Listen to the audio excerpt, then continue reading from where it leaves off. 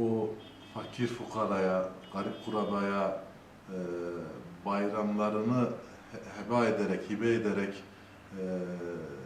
kurban eti dağıtan o gençlerin, o delikanlıları hunharca öldüren o olayı telin ediyoruz ve o şehitlerimize Allah'tan rahmet diliyoruz. Onlar Allah için o mübarek günlerde, kurban günlerinde normalde gerçekten herkesin sevinç, ondan sonra mutluluk içerisinde olduğu günlerde o mutluluğu paylaşmak amacıyla ailesinden, kendi akrabasından feragat ederek onlarda değil de garip kurabaya, fakir fukaraya yardım etmek isteyen o gençlere gerçekten tebrik ediyoruz. Allah onların şehadetini kabul eylesin.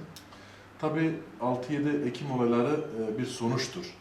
Kesinlikle iyi değerlendirmek lazım. Çözüm sürecini bahane ederek şımarıklaşan bir grup bunlar bu olayları bahane ederek maalesef azmışlardır. Ve burada iki tarafa da çağrımız nettir. En son yaptığımız Doğu ve Güneydoğu İl Başkanları toplantısında da değerli başkanımız Avukat Bülent Yıldırım Bey de deklare etti ve bu konu da gündemimizdedir. Çözüm süreci kesinlikle bu memleket, bu millet için önemlidir. Ümmet için önemlidir. Ancak bunu bahane ederek de birileri tekelleşme noktasına, tek elden sadece kendileri bu işin sorumlusu ve sözcüsüymüş gibi de hareket etmemeliler.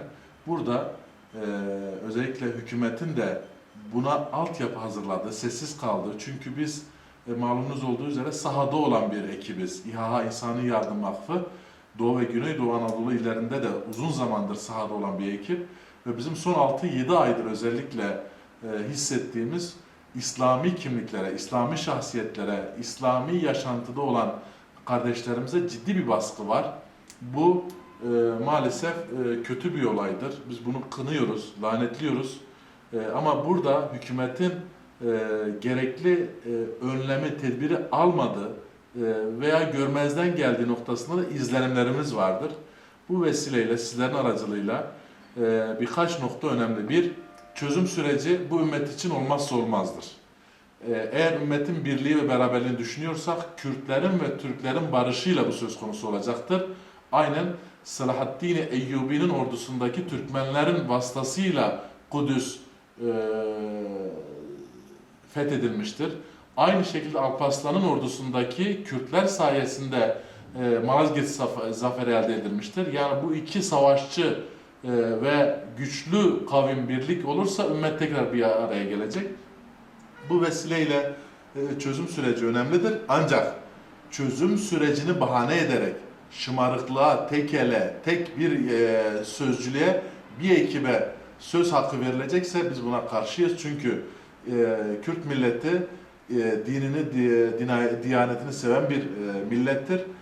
Kesinlikle dini unsurlar, dini STK'lar, İslami STK'lar da muhatap kabul edilmeli ve masada onlar da olmalı. Ama maalesef sadece dinsiz, ateist bir ekiple bu işler götürülecekse benzer olaylar Allah korusun devam edecektir.